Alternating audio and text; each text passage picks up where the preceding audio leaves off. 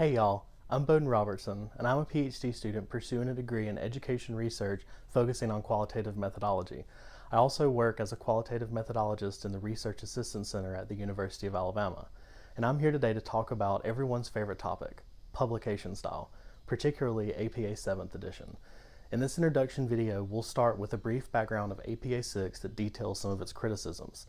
I'll then go over some of the most commonly misunderstood APA 7 guidelines that I've observed while copy editing recently published books, while pointing out some of the major changes from APA 6 to APA 7. Be sure to check out an additional video that details more advanced topics that aren't included in this video. The 6th edition's iconic blue book has been occupying student and professor bookshelves for quite some time, and many are familiar with using it. But that doesn't mean that it's been particularly appreciated by all. A quick scan through APA's 6th edition blogs paints a picture of confusion, frustration, and sometimes outright anger. Some posts from these blogs can be a little extreme, while some seem to declare all-out war on publication styles of all kinds. Style guidelines don't make us happy. I honestly can't foresee a parade or celebration in their honor, but all scholars understand their necessity. Style guidelines such as APA provide a uniform foundation for scholars to communicate their ideas and findings in a clear, concise, and organized manner. But sometimes this uniformity can go awry. One often critiqued style guideline of APA 6 is its grammar prescriptivism related to pronoun usage in Chapter 3. For example, when discussing pronouns, the manual states, pronouns replace nouns. Each pronoun should refer clearly to its antecedent and should agree with the antecedent in number and gender. A pronoun must agree in number, i.e. singular or plural, with the noun it replaces. It goes further stating, a pronoun must agree in gender, i.e. masculine, feminine, or neuter, with the noun that it replaces. For many social science researchers, this probably works well. However, for researchers wanting to respect an individual's pronouns, APA 6th edition did not allow for flexibility of this usage. Instead, individual academic journals and publishers made their own rules that did not always equally transfer from publication to publication, nor did they follow the emerging guidelines by professional organizations. This isn't ideal. Style guides and publication manuals must strike a balance between flexibility and authority. Too much in either direction detracts from its original usefulness. This wasn't the only criticism of the 6th edition, but it was definitely one of the most prominent in recent years as researchers became increasingly aware that pronoun use had changed, and many researchers wanted their work to reflect those changes. To correct these inconsistencies and account for ongoing changes in scholarship, on August 6, 2019, the APA announced that their new 7th edition would go on sale later in October. Immediately, the Academy shuddered and braced for impact. Responses on academic Twitter flooded in, which ranged from the comically frustrated to the critically skeptical, and of course, for some reason, the weirdly excited. I mean, seriously, who would actually do this? From the beginning, it was clear that APA had changed for the better, receiving praise for its focus on identity-first language, inclusive writing, and accepted usage of they-them pronouns.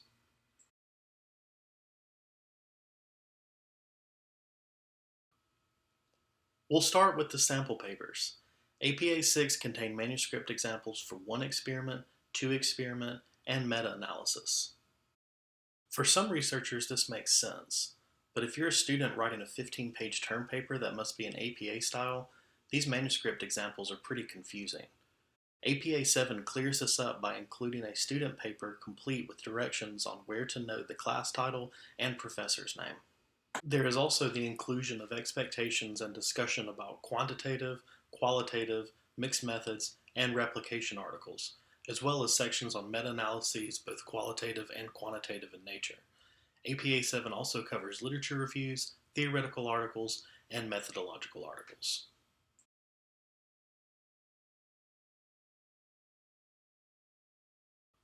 Heading levels have been revised for APA 7. They are often overlooked by many writers, but they provide valuable information to the reader. Simply stated, heading levels form a logical structure of a paper by making the reader aware of the way in which the paper's contents are organized. For APA 7, headings have 5 levels.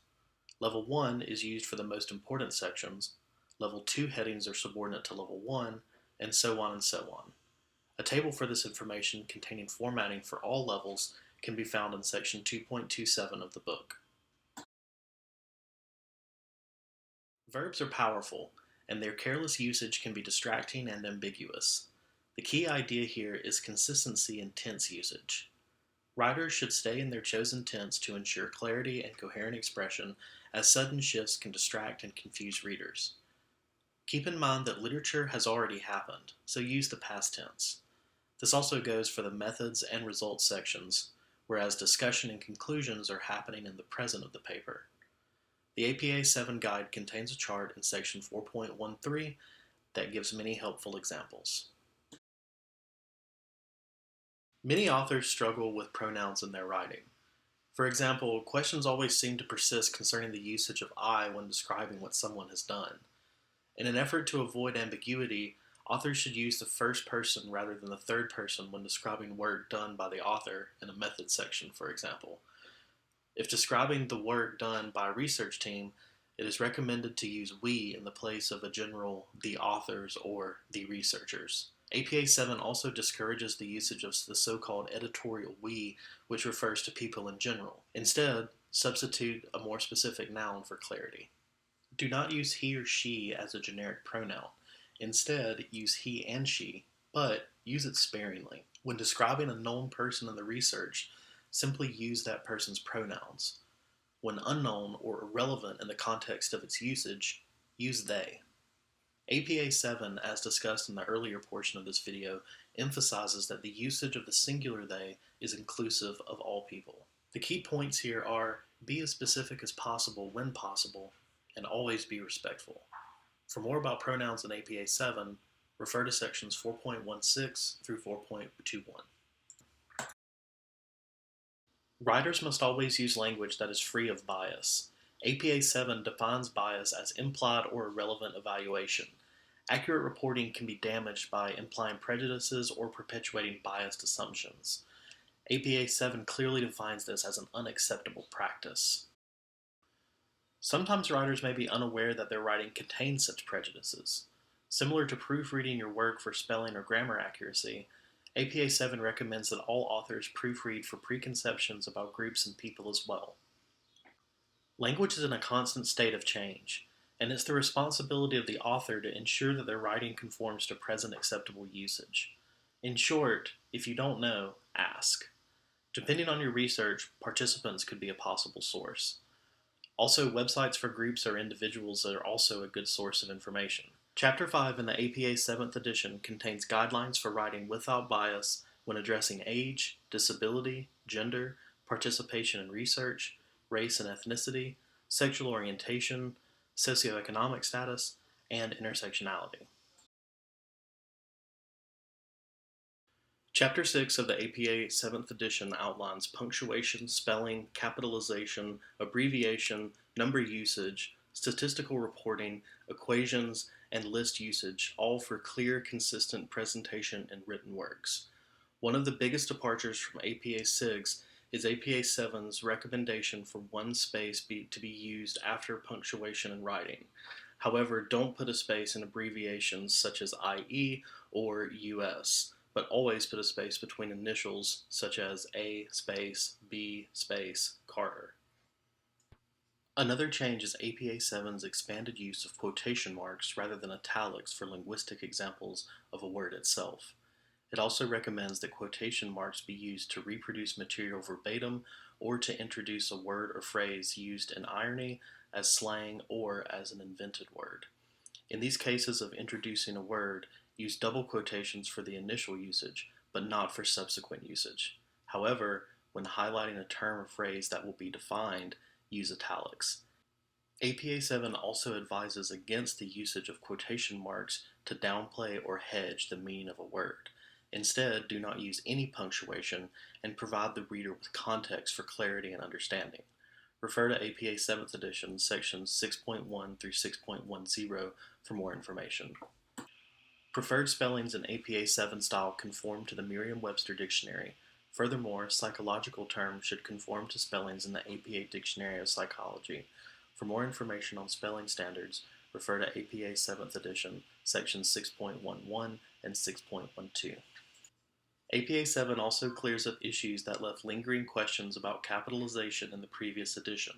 For example, capitalize a job title, such as capital P, President Lincoln was elected in 1860, but don't capitalize a job title or position when the title or position follows the name or refers to a position in general, such as Abraham Lincoln was elected lowercase p President of the United States in 1860.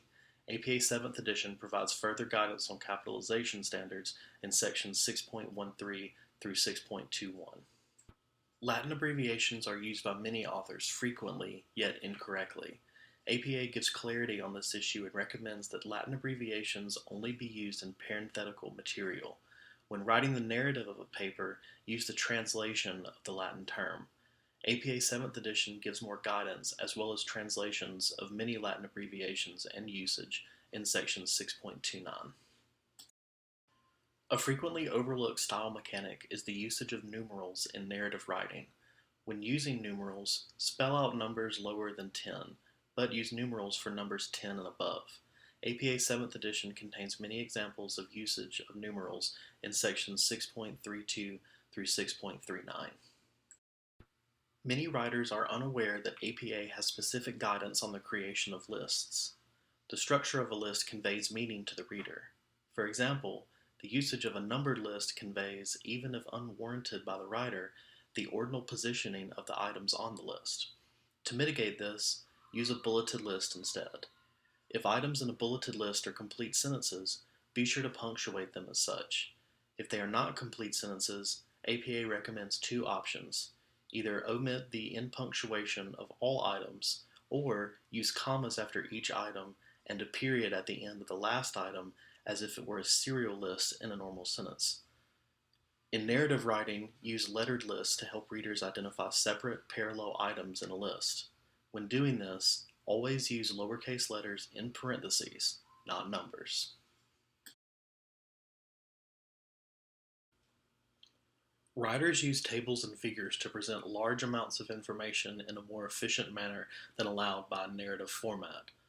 For this reason, a writer should always ask, is the information in the table important, and does the table present the information more efficiently than narrative writing could? One of the criticisms of APA 6th edition was the lack of diversity in the example tables and figures listed.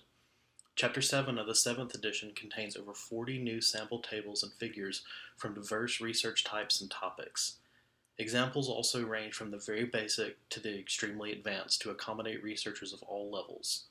Refer to APA 7th edition's Chapter 7 for more information on tables and figures. Chapter 8 in the 7th edition contains information related to citing references in the text. Citing the work of others allows readers to place your writing in the context of the researchers that have influenced you. APA 7th edition allows in-text citations to use either a parenthetical or narrative format. Parenthetical citations contain both the author and the date of publication in parentheses separated by a comma. In narrative citations, the author appears in the text immediately followed by the date in parentheses. Multiple works may be parenthetically cited simultaneously. When doing this, list the entries always in alphabetical order. Keep in mind that readers find lengthy lists of citations difficult and distracting, especially when using assistive technology. So be sure to only include those sources that are most relevant to supporting your point. APA 7 changes from APA 6 in the number of authors included in in-text citations. For a work with one or two authors, the author names are included in each citation. An ampersand is only used in parenthetical citations. Use the word "and" in narrative citations. For a work with three or more authors, use the name of the first author plus et al. In every citation, even the first citation. If this creates ambiguity in works with the same authors, include as many author names that are needed to distinguish the works from one another. Similarly, when citing multiple references to the same author and year, use small letters in alphabetical order to distinguish these works in the narrative and reference list. Direct quotations of original material require the usage of double quotations to show this information, and must always contain a page number in the citation. APA 7th edition gives much flexibility in the way that a writer can include this information in their text. Refer to APA 7th edition sections 8.25 through 8.33 for detailed information on direct quotes. Reference lists are always located at the end of a paper. These lists give the reader the information needed to retrieve the work on their own. The reference list always starts on a new page with the section heading References centered in bold at the top of the page. References are always listed alphabetically with adherence to the nothing precedes something rule first, followed by chronological order for works by the same author. The entire reference list should be double-spaced. Use a hanging indent of 1/2 inch for each reference. See Figure 9.2 in APA 7th edition for an exhaustive list of examples. The biggest change to reference lists from APA 6 to APA 7 is the omission of place or location of publisher in works such as books. This information is no longer needed. Simply cite the publisher without its city, state, and country information. Another change is the inclusion of author names for publications that contain unusually high numbers of authors. In APA 7th edition, for works with 21 or more authors, list the first 19 names appearing in the work, followed by an ellipsis to show the omission of names, followed by the final author's name. The last change deals with hyperlinks in the reference list. DOIs should be presented as complete hyperlinks. URLs to link other works should also be presented as hyperlinks while omitting the previously required retrieved from text. However, for web pages that are subject to change, such as wiki articles, the retrieved from text along with the date accessed should be included before the web page's DOI or URL hyperlink. Links should be live if the work is meant to be published or read online.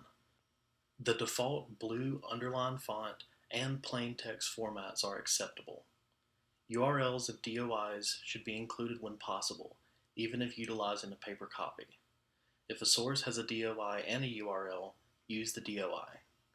Chapter 10 of APA 7th edition contains 114 diverse examples of sources that can be referenced for more information.